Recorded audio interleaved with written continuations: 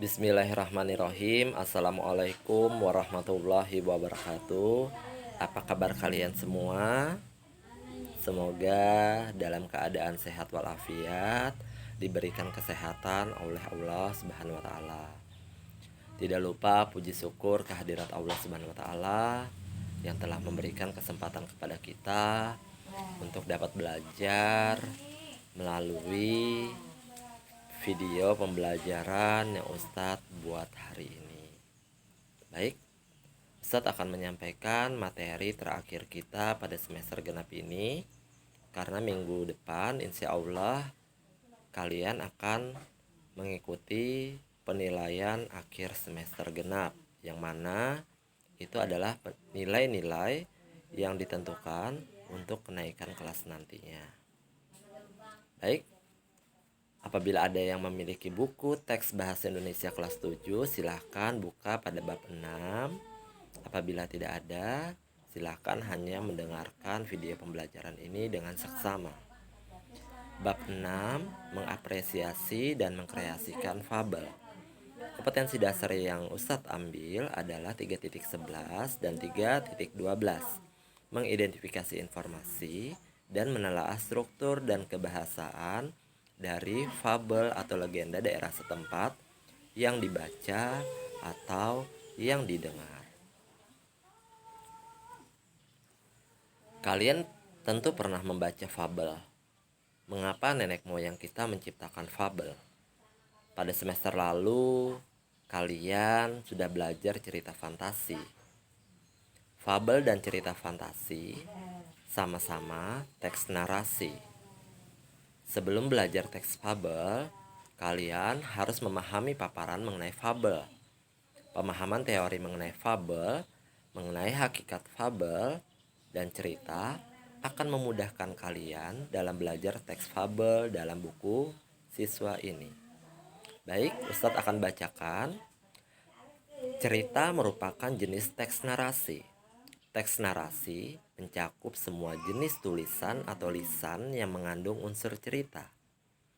Hampir setiap hari kita terlibat dengan cerita. Berbincang dengan teman sambil menceritakan sesuatu adalah kegiatan bercerita. Membaca atau menonton cerita tentang jagoan superhero adalah kegiatan menikmati cerita.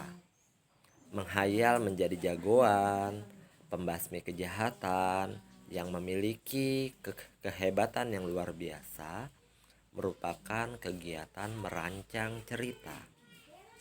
Kita sering mendengar cerita atau menonton cerita di televisi, atau menceritakan diri kita sendiri kepada orang lain. Saat berkumpul dengan teman-teman, hampir dipastikan kita mahir bercerita. Dengan kata lain, kita semua pernah menciptakan teks narasi dan menanggapi berbagai teks narasi. Saat kita menceritakan suatu cerita berdasarkan pengalaman sendiri atau yang kita dengar,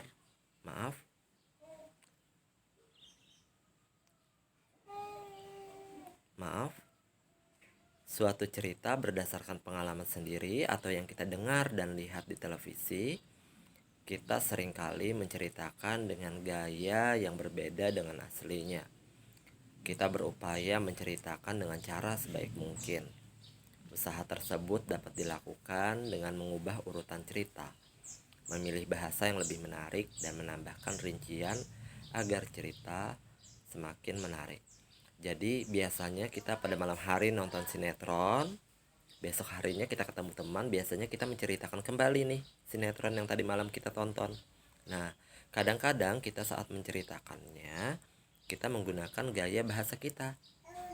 Kemudian kita menceritakannya supaya teman ini tertarik seperti apa. Kadang-kadang dengan ekspresi wajah, dengan menyerupai tokoh yang tadi malam kita tonton, atau dengan gaya gestur tubuh, macam-macam. Ya. Nah, ini fabel. Fabel secara etimologis berasal dari bahasa Latin fabulat. Fabel merupakan cerita tentang kehidupan binatang yang berperilaku menyerupai manusia. Fabel termasuk jenis cerita fiksi, bukan kisah tentang kehidupan nyata. Fabel sering juga disebut cerita moral karena pesan yang ada di dalam cerita fabel berkaitan erat dengan moral. Teks cerita fabel tidak hanya mengisahkan kehidupan binatang, tetapi juga mengisahkan kehidupan manusia dengan segala karakternya. Binatang-binatang yang ada pada cerita fabel memiliki karakter seperti manusia. Karakter mereka ada yang baik dan ada juga yang tidak baik. Mereka mempunyai sifat jujur, sopan, pintar, dan senang bersahabat, serta melakukan perbuatan terpuji. Mereka ada juga yang berkarakter licik, culas, sombong, suka menipu, dan ingin menang sendiri. Cerita fabel tidak hanya ditujukan kepada anak-anak saja, tetapi juga kepada orang dewasa. Setelah membaca dan memahami teks cerita fabel, kalian dapat belajar pada karakter-karakter binatang tersebut. Cerita-cerita fabel menjadi salah satu sarana yang potensial dalam menanamkan nilai-nilai moral. Kita dapat belajar dan mencontoh karakter-karakter yang baik dari binatang itu agar kalian memiliki sifat terpuji. Seperti itu ya. Jadi target dari cerita fabel ini adalah anak-anak, target utamanya karena anak-anak ini lebih tertarik dengan binatang-binatang. Nah, maka dari itu, pada binatang-binatang itu ditanamkan karakter-karakter seperti manusia, seperti kehidupan manusia, seperti itu. Nah, ini ada contoh nih. Contoh cerita fabel Belalang Sembah. Nah, baik, Ustadz akan membacakannya. Suatu hari di sebuah kebun anggur, tinggallah sebuah keluarga semut dengan anggota jumlahnya yang sangat banyak. Semut ini membuat sarangnya dari daun-daun. Lalu mereka tempel menggunakan cairan seperti lem yang mereka keluarkan dari mulutnya. Para semut melihat bahwa musim gugur akan segera berlalu dan akan segera datang musim dingin yang cukup panjang. Ketika musim dingin, makanan akan sangat sulit untuk didapatkan, maka para semut itu segera mencari berbagai macam makanan untuk mereka kumpulkan sebagai bahan persediaan ketika musim dingin telah tiba.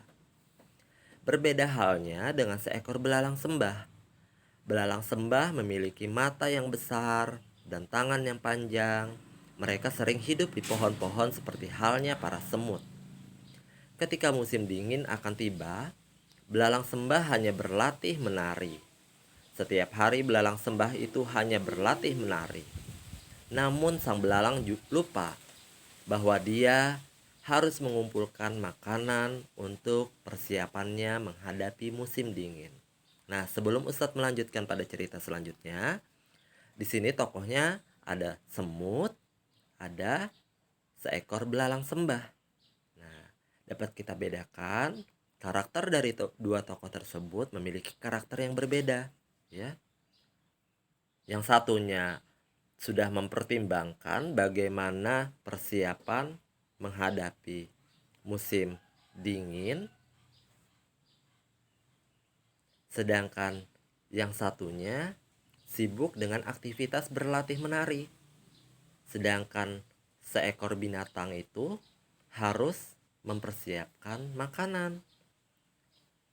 Jadi harusnya yang harus dilakukan oleh belalang sembah juga seperti apa yang dilakukan oleh semut, mempersiapkan bahan makanan untuk musim hujan nanti.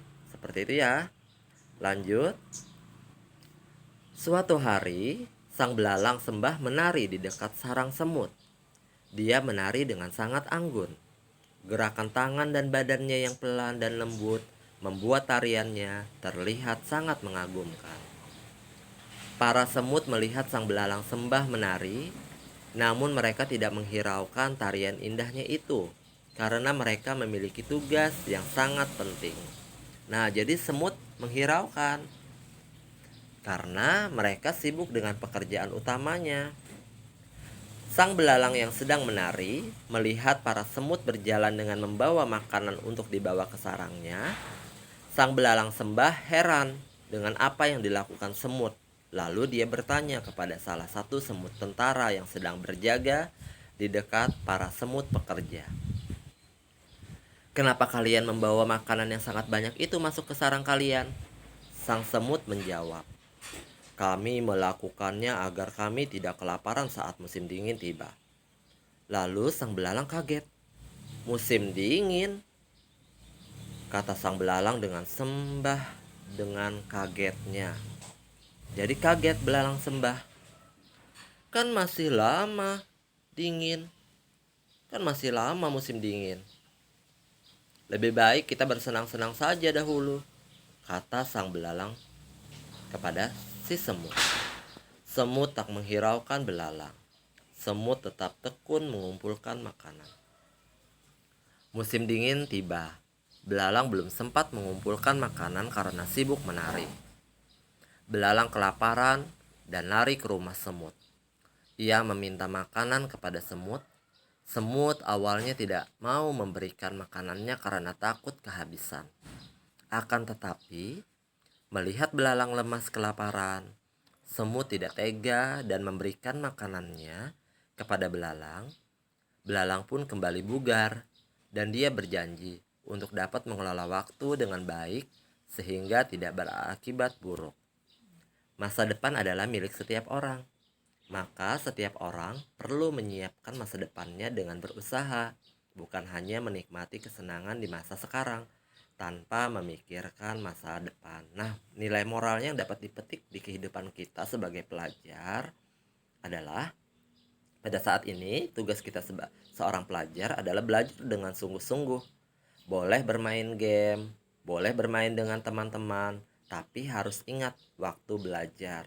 Harus ingat tugas yang harus dikerjakan.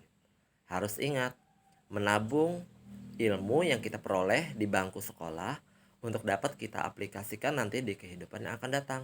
Kan kalian punya cita-cita nih. Ada yang ingin jadi dokter, ada yang ingin jadi tentara, ada yang ingin jadi guru, ada yang ingin jadi perawat, ya. Semua memiliki cita-cita. Jadi, cita-cita tersebut harus kita usahakan sejak saat ini dengan mengelola waktu, dengan membagi tugas antara belajar, bermain, dan bersenang-senang. Itu yang dapat kita ambil dari cerita fabel yang baru saja Ustadz bacakan ini. Cerita fabel ini diadaptasi dari dongengceritarakyat.com. Berikut ada cerita fabel kedua. Nah, cerita fabel kedua bisa kalian dengarkan lagi Ustadz Alimi bercerita.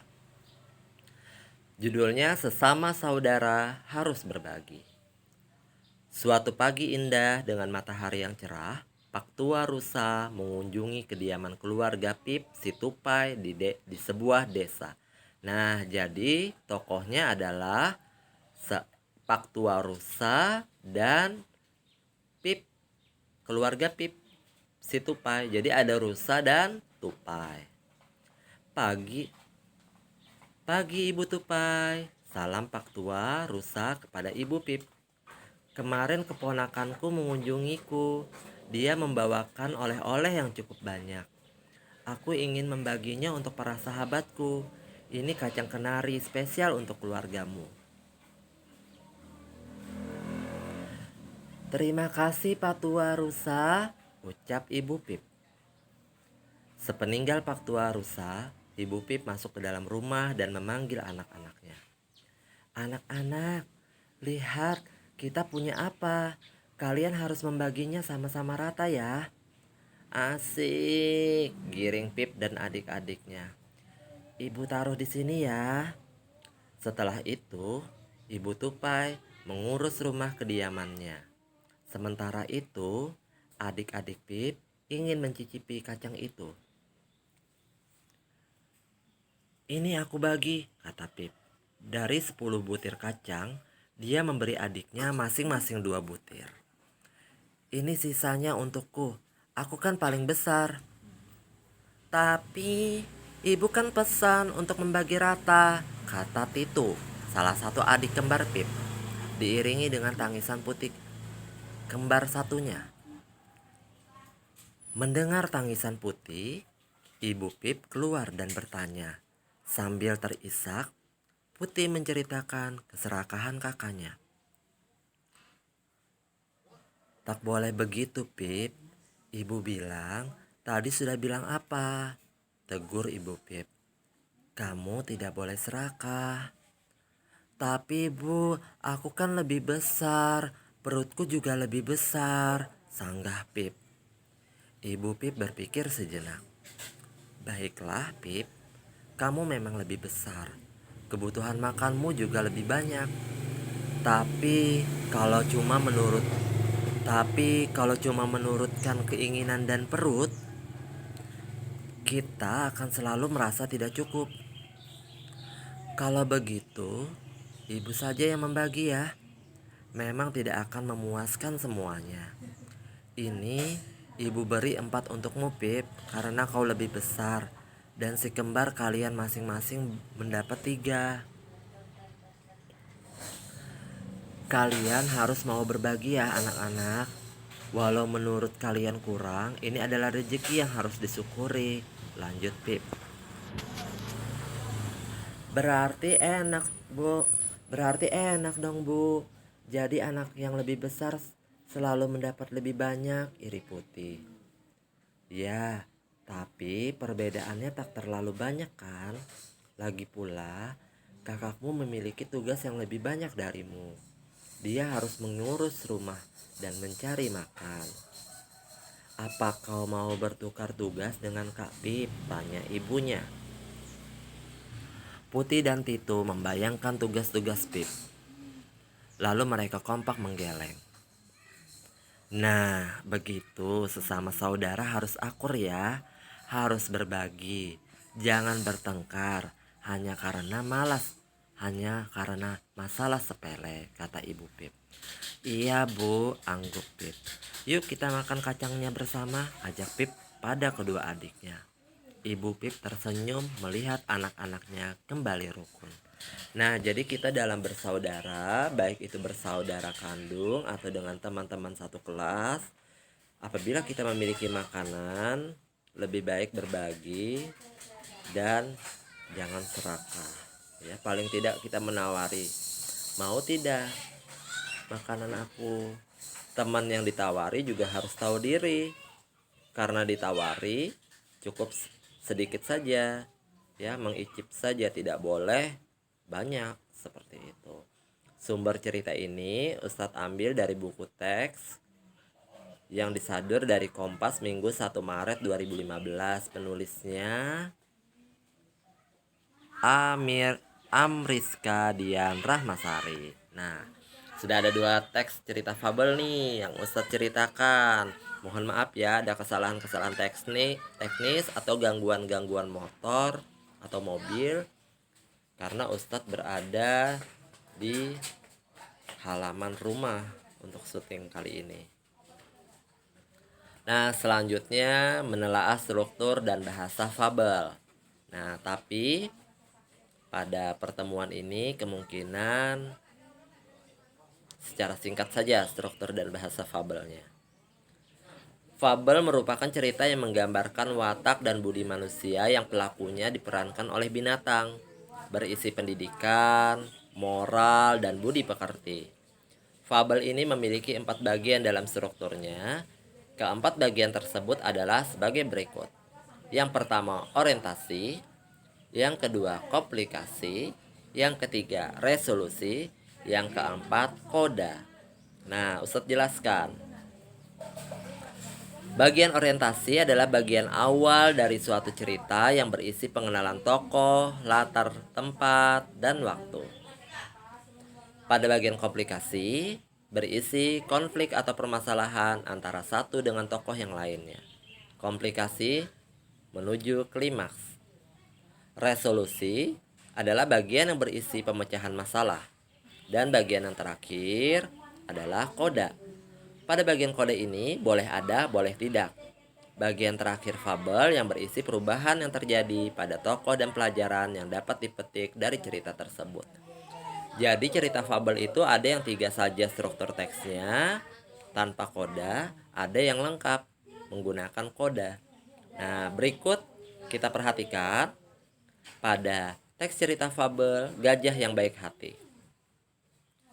Siang hari itu, suasana di hutan sangat terik. Tempat tinggal si kancil, gajah dan lainnya seakan terbakar. Kancil kehausan, dia berjalan-jalan mencari air. Nah, pada bagian orientasi ini disampaikan awal dari suatu cerita yang berisi pengenalan tokoh. Tokohnya siapa saja? Tokohnya adalah si kancil dan gajah. Nah, latar tempatnya di mana? Latar tempatnya di tempat tinggalnya mungkin hutan ya, di hutan nih, di hutan. Latar waktunya di siang hari. Latar suasana, suasananya sangat terik, panas, gerah. Nah, lanjut. Lanjut, ini bagian komplikasi sampai bagian klimaks. Di tengah perjalanan, dia melihat kolam dengan air yang sangat jernih. Tanpa pikir panjang, dia langsung terjun ke dalam kolam. Tindakan kancil sangat ceroboh.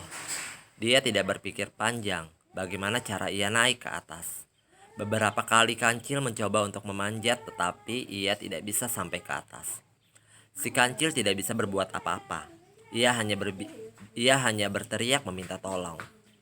Teriakan si kancil ternyata terdengar oleh si gajah yang kebetulan melewati tempat itu. "Hai, siapa yang ada di kolam itu?" "Aku si kancil, sahabatmu."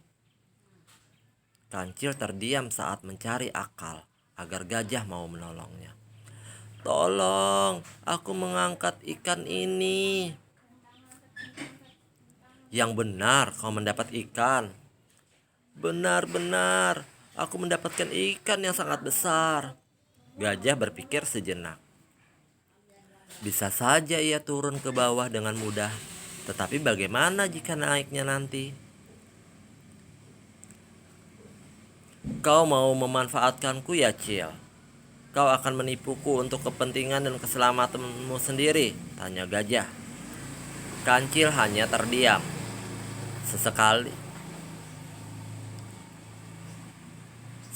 Sekali-kali kamu harus diberi pelajaran," kata gajah sambil meninggalkan tempat itu. Gajah tidak mendengarkan teriakan kancil. Kancil mulai putus asa. Semakin lama berada di tempat itu, kancil mulai merasa kedinginan. Hingga menjelang sore tidak ada seekor binatang yang mendengar teriakannya.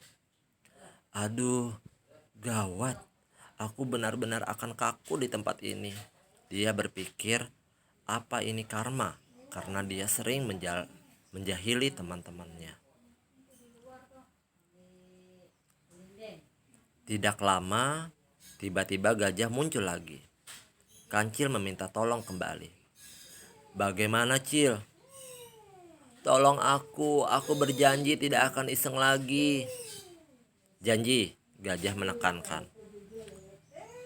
"Sekarang apakah kamu sudah sadar dan akan berjanji tidak akan menipu, jahil, iseng, dan perbuatan yang merugikan binatang lain?"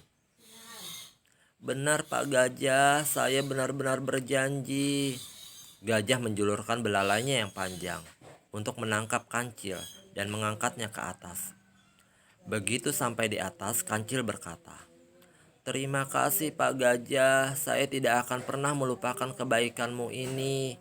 Nah, itu merupakan bagian resolusi, bagian klimaks, bagian puncak dari peristiwa yang sangat menegangkan dapat mulai terselesaikan. Si kancil mendapatkan bantuan dengan gajah menjulurkan belalainya. Nah, di sini masuk ke bagian koda. Sejak saat itu, kancil menjadi binatang yang sangat baik.